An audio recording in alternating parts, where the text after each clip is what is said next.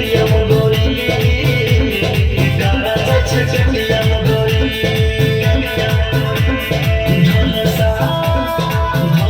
के छौरा से छुपा के गाना जाच्छे केटीएम गोरी गाना जाच्छे केटीएम गोरी